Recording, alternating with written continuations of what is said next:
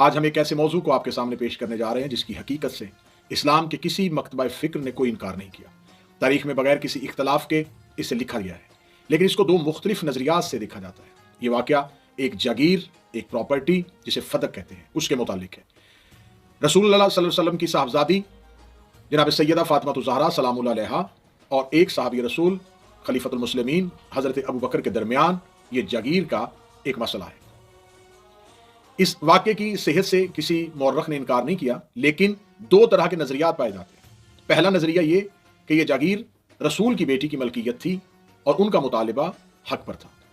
دوسرا نظریہ یہ ہے کہ رسول کی ایک حدیث کے مطابق یہ پراپرٹی، یہ جاگیر اس دور کے مسلمانوں کا حق تھی اور امت کا حق تھی، اور خلیفۃ المسلمین کا فیصلہ حق پر مبنی تھا۔ آج تک اس موضوع پر ہزاروں دلائل، سینکڑوں کتابیں، مباحثے، مناظرے ہو چکے، لیکن ابھی تک امت ایک نظریہ پر متفق نہ ہو سکی۔ اس کی مختلف وجوہات ہیں جو ہم آج آپ کے سامنے بیان کرنا چاہیں گے۔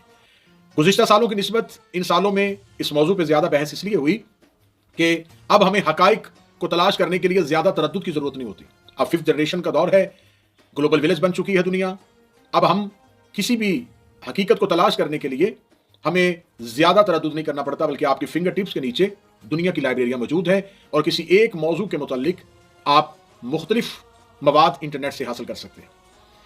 دوسری وجہ یہ کہ ایک نظریے میں اتنی شدت آئی کہ انہوں نے اپنے ہی رسول کی بیٹی کے اس مطالبے کو معاذ اللہ ثم معاذ اللہ خطا پر مبنی کہہ دیا۔ بعد میں اس کی مختلف تعویلیں پیش کی گئیں، لیکن یہ خطا اجتہادی کہا گیا تھا یا دوسری خطا کی طرف منسوب تھا۔ لیکن مذہب اہل بیت کے ہاں خاندان رسول اور اہل بیت علیہم السلام کے لیے کسی قسم کی خطا کا کوئی امکان موجود نہیں ہے، جس کا واضح ترین قرآن میں حکم آیت تطہیر میں موجود ہے۔ انما یرید اللہ لیذھب عنکم الرجس اہل البیت ویطہرکم تطہیرا۔ خدا نے انہیں ہر قسم کے رجس سے دور رکھا ہوا ہے۔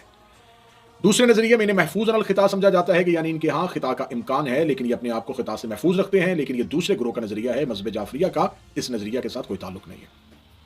اس پر کچھ صاحبان کی اس موضوع پر گفتگو فدق کے موضوع پر یوٹیوب پر موجود ہے۔ کچھ جوہلا نے تو یہاں تک کہہ دیا کہ اسے ایک مینیجریل ایشو کہہ کے اس موضوع کی اہمیت کو کم کرنے کی کوشش کی گئی۔